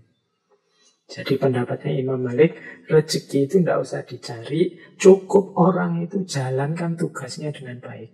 Yang guru jadi guru dengan baik, dosen jadi dosen dengan baik, yang tani ya kerjakan lahannya dengan baik, sudah. Rezekinya apa, berapa, seperti apa, itu urusannya Allah dan akan datang sendiri. Nah, ini pendapatnya Imam Malik. Nah, Imam Syafi'i punya pendapat yang berbeda kepada gurunya. Wahai Syekh, karena tadi alasannya hadis seperti burung yang pergi dalam keadaan lapar lalu pulang dalam keadaan kenyang, Imam Syafi'i bilang, wahai Syekh, kalau burung itu tidak keluar dari sangkarnya, bagaimana mungkin ia mendapatkan rezeki? Jadi gurunya bilang rezeki itu tidak usah dicari, dia akan datang sendiri. Kalau Imam Syafi'i bilang, ya tidak, rezeki ya harus dicari, harus dijemput. Nah, ini beda pendapat, tapi ya tidak gegeran. Nah, ada cerita terus. Suatu ketika Imam Syafi'i ini berjalan-jalan, beliau melihat serombongan orang sedang panen anggur. Wah, terus Imam Syafi'i, wah, ini ada kesempatan untuk dapat rezeki. Imam Syafi'i terus membantu panen anggur itu, membantu orang panen. Nah, setelah panen selesai, Imam Syafi'i diberi imbalan beberapa ikat anggur sebagai balas jasa.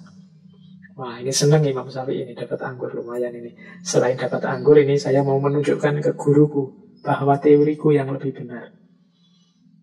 Datanglah Imam Syafi'i dengan membawa anggur pada Imam Malik. Ditaruhlah anggur itu di depan Imam Malik. Imam Syafi'i cerita pengalamannya tadi, membantu orang panen anggur.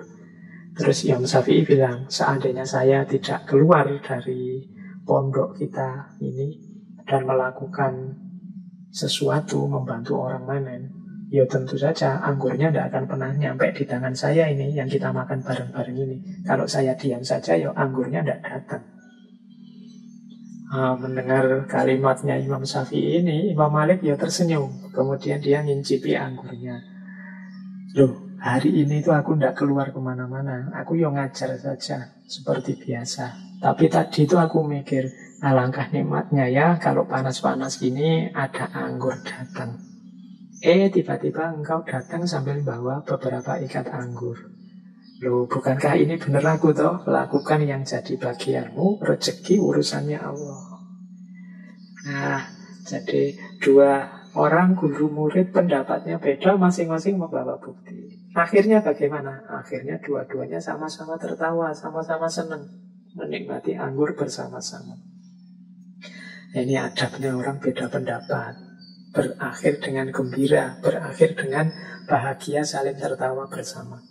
Semoga kita juga begitu. Kita ini susah sekali kalau beda pendapat diakhiri dengan bahagia bersama, tertawa bersama. Sering-seringnya kita itu kalau beda pendapat berakhir dengan konflik, nambah musuh. Oke, kita lanjutkan.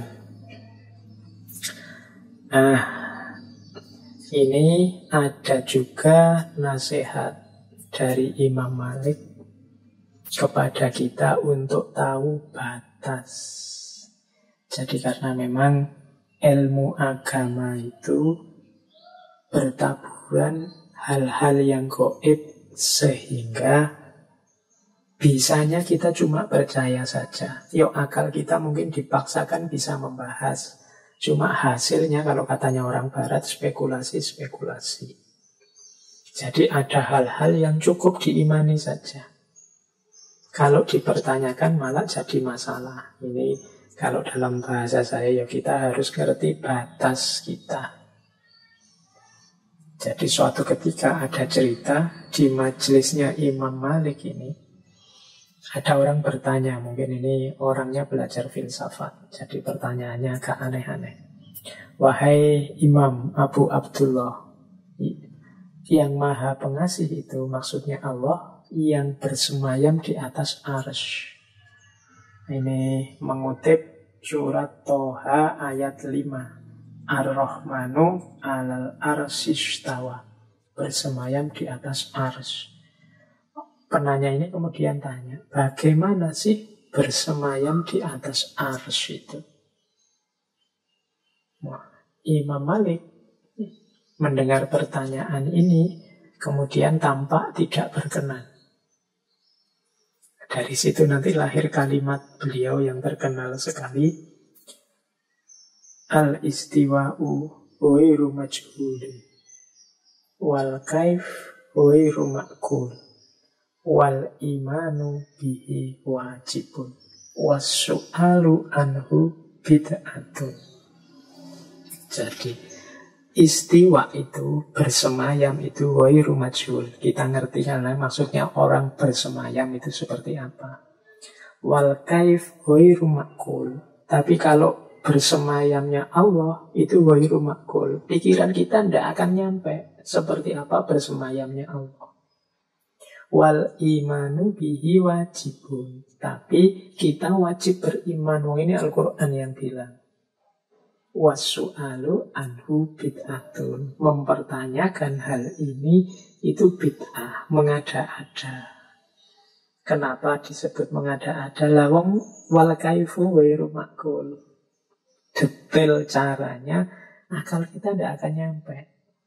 Jadi kalau minta jawaban pasti bagaimana Allah bersemayam, tidak akan bisa kita. Cukup kita imani bahwa Allah bersemayam. Seperti apa? Wallahu a'lam bishawab. Wasu'alu anhu bid'atun. Ini nama lain dari bahwa kita tahu batas. Mari kita diskusikan hal-hal yang produktif, hal-hal yang positif untuk meningkatkan kualitas diri kita, kualitas hidup kita. Hal-hal yang memang tidak terjangkau dan hanya bisa diimani, ya kita imani. Ini mungkin nasihat dari Imam Maliknya. Masih banyak tema-tema yang lain yang positif, konstruktif, produktif untuk kehidupan. Dibandingkan tema-tema yang kadang-kadang malah bikin rumit, bikin ruwet, tidak ada manfaatnya. Kita harus tahu batas dalam hal ini. Maka al-istiwa'u ghairu majhul wal kaifu ghairu ma'qul wal imanu bihi wajibun wasu'alu anhu bid'atun. Nah, itu fatwanya Imam Malik. Kalau ada pertanyaan-pertanyaan yang tidak seharusnya ditanyakan. Jadi dalam belajar itu kadang-kadang kunci utamanya harus pertanyaan yang benar dulu. Kalau ada teman-teman ditanya orang, coba dievaluasi dulu, jangan kesusu dijawab, dicek dulu, jangan-jangan yang salah pertanyaannya. Jadi dulu waktu saya belajar filsafat ketuhanan klasik itu ada isu yang diperdebatkan ramai sekali. Tapi ternyata ketemunya ini yang salah pertanyaannya, tentang kemahakuasaan Tuhan. Jadi, apakah Tuhan bisa menciptakan sesuatu yang Tuhan sendiri tidak bisa? Misalnya menciptakan batu yang besar yang Tuhan sendiri tidak bisa mengangkat. Loh, ini pertanyaan kontradiksi secara logika. Karena yang dicari Tuhan bisa atau tidak, tapi parameternya Tuhan tidak bisa. Apakah Tuhan bisa menciptakan yang Tuhan sendiri tidak bisa? Ada dua hal yang kontradiksi. Nah, ini ada isu ini di filsafat ketuhanan. Oke, baik. Jadi intinya ini menasehati kita untuk tahu batas. Oke. Terus, nah, ini waktunya sudah mau habis. Saya ingin menutup dengan hikmah-hikmah dari Imam Malik tentang hormat dan cintanya beliau kepada Kanjeng Nabi Muhammad Sallallahu Alaihi Wasallam. Jadi kita harus banyak belajar kepada Imam Malik cara mencintai Nabi. Imam Malik ini dikenal tidak pernah naik tunggangan kuda apa unta. Kalau waktu di Madinah, beliau juga dikenal tidak pernah pakai sandal. Alasannya apa? Kata Imam Malik, saya malu menginjak tanah dengan alas kaki dan tunggangan yang di dalamnya terbaring Rasulullah. Maksudnya malu menginjak tanah yang di dalam tanah ini terbaring Rasulullah. Ya, karena beliau hidupnya di Madinah. Jadi sepanjang hayat beliau ini nyeker dan tidak pernah naik tunggangan. Dan beliau saking cintanya dengan Madinah, beliau tidak pernah mau meninggalkan kota Madinah. Termasuk saat ditawari jabatan-jabatan yang tinggi oleh para khalifah. Ini bukti cinta yang pertama. Tema ini saya angkat biar kita lebih sibuk dengan bagaimana cara kita mencintai Rasulullah dibandingkan sibuk mencari-cari yang sebaliknya. Oke, terus ada contoh lagi. Imam Malik dalam kajian-kajian hadisnya, Imam Malik ini dikenal kalau bikin forum, bikin kajian itu tenang, lembut, tidak meledak-ledak, tidak ada ungkapan-ungkapan dengan teriakan-teriakan, dikenal lembut. Di antara alasannya apa? Karena beliau mengajarkan hadis yang itu dari Rasulullah. Beliau tidak ingin meninggikan suaranya, dalam tanda petik, karena ada ayatnya itu melebihi suaranya Rasulullah. Ada cerita suatu ketika Abu Ja'far al-Mansur ini khalifah, saat berdialog tentang hadis dengan Imam Malik, suaranya tinggi. Wah, langsung saja oleh Imam Malik ditegur. Jadi kita ini di Madinah, dekat dengan Nabi. Jangan teriak-teriak, jangan meninggikan suara, karena kita sedang membahas tentang Nabi. Itu tawaduknya beliau, saking cintanya dengan Kanjeng Nabi. Ada juga cerita Imam Malik ini, kalau ada orang bertamu ke rumah beliau, ini pelayannya akan menemui dulu, kemudian menanyakan keperluan tamunya. Keperluannya apa? Nah, kalau sudah dijawab, baru terus dicek, ini tanya tentang urusan apa sih. Kalau hanya urusan fatwa-fatwa fikih, Kan beliau imam fikih mazhab Maliki, ya Imam Malik langsung keluar. Kemudian melayani kebutuhan tamunya. Tapi sebaliknya, jika kepentingannya berhubungan dengan hadis, Imam Malik tidak langsung keluar, tapi beliau akan mandi dulu, pakai baju yang indah, pakai parfum, menggunakan sorban yang lengkap, kemudian baru keluar menemui tamunya. Ini karena beliau sangat menghargai Rasulullah, menghargai hadis yang sumbernya dari Rasulullah. Jadi membahasnya saja beliau tidak berani sembarangan. Tidak berani dengan kata-kata yang keras dan tinggi. Tidak berani dengan baju yang sembarangan, bahkan mandi dulu pakai parfum. Ini ekspresi cintanya seorang Imam Malik kepada Kanjeng Nabi. Ini boleh kita tiru, boleh kita ikuti. Ini wujud ekspresi penghormatan dan cinta kepada Rasulullah. Bahkan ada cerita, tadi kan di depan saya ceritakan bagaimana Imam Malik ini sempat mengalami hukuman cambuk karena fatwanya tentang baiat kepada khalifah. Nah, ceritanya Imam Malik ini dicambuki sampai pingsan. Saat pingsan dan siuman, beliau kemudian berkata kepada masyarakat Madinah saat itu, saksikanlah wahai khalayak, aku telah mengikhlaskan penderaku, aku telah mengikhlaskan, ku maafkan orang mencambuki aku ini. Nah itu orang-orang heran, ini kok langsung dimaafkan ya, padahal dia telah menyiksa. Setelah ditanya jawabannya Imam Malik apa? Aku takut saat aku meninggal dan bertemu Rasulullah, maka aku sangat malu pada beliau jika ada kerabat Rasulullah yang masuk neraka gara-gara aku. Ja'far bin Sulaiman ini kan keponakannya Khalifah Al-Mansur, yang kalau dari segi silsilah disambung-sambung ya nanti ketemu dengan Kanjeng Nabi, ketemu dengan Rasulullah. Nah, Imam Malik ini meskipun sudah disiksa, dicambuki sampai pingsan, beliau tidak mau membalas, bahkan memaafkan. Alasannya apa? Aku takut nanti kalau aku meninggal ketemu Rasulullah, ada keluarga dan kerabat Rasulullah yang masuk neraka gara-gara aku. Meskipun bukan salahnya Imam Malik, dia malu kalau ketemu Rasulullah. Mungkin khawatir Kanjeng Nabi, ini ulama inilah yang menjadi sebab Ja'far bin Sulaiman masuk neraka. Mungkin itu bayangannya Imam Malik begitu. Sehingga langsung begitu sadar dimaafkan.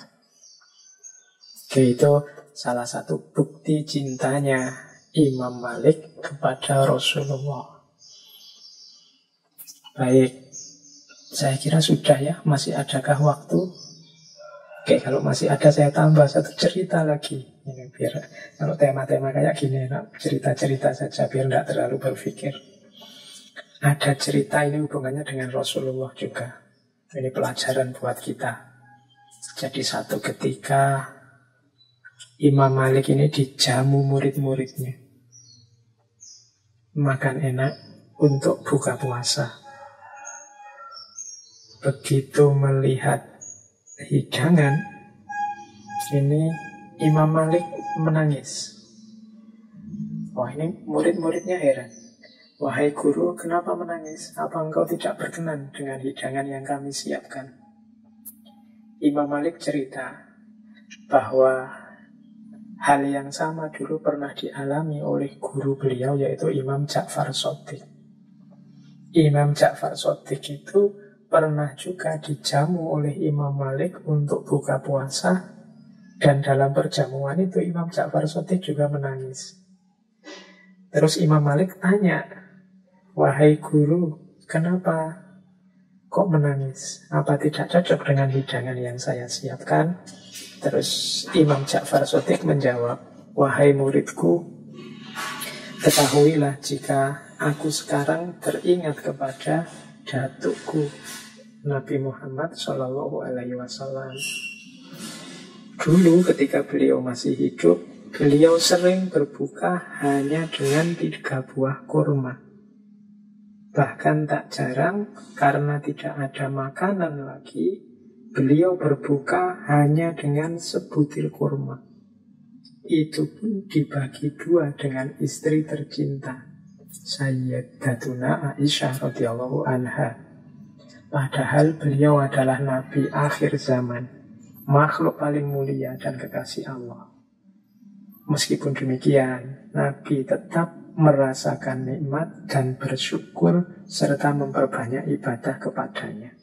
Jadi Imam Ja'far Shadiq ini terharu melihat hidangan kok ya enak-enak. Padahal dulu Rasulullah itu makan hanya 3 kurma, kadang 1 kurma dibagi 2. Itu pun sudah bersyukur dan memperbanyak ibadah.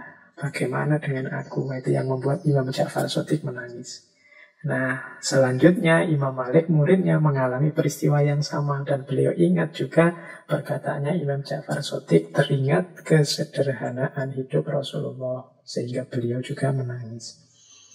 Oke, ini salah satu cerita menunjukkan rasa cinta terhadap Rasulullah dan kesiapan untuk meneladani laku yang dijalankan oleh Rasulullah dari Imam Malik. Oke, teman-teman, saya kira itu malam hari ini. Semoga ada manfaat-manfaat, hikmah-hikmah yang bisa diambil dari Imam Malik. Ya, teori-teori beliau yang utama yang sering dirujuk dalam bidang fikih, monggo digali bagi yang berminat. Termasuk kitab beliau Al-Muwatta. Silahkan, kalau hari ini kitab Al-Muwatta ini bisalah teman-teman dapat bahkan yang versi gratisan secara online untuk menambah kedalaman wawasan kita tentang agama. Karena kita ini sudah menyatakan diri orang beragama, seorang muslim yang ada tanggung jawab untuk paham terhadap agama kita. Silahkan dilanjutkan belajarnya, tidak hanya berhenti di 1-2 ngaji, tapi kejar sendiri sesuai kemampuan. Saya akhiri sekian, kurang lebihnya mohon maaf. Kalau ada yang keliru, semoga bisa diingatkan. Wallahul muwafiq, wallahu a'lam bissawab. Wassalamualaikum warahmatullahi wabarakatuh.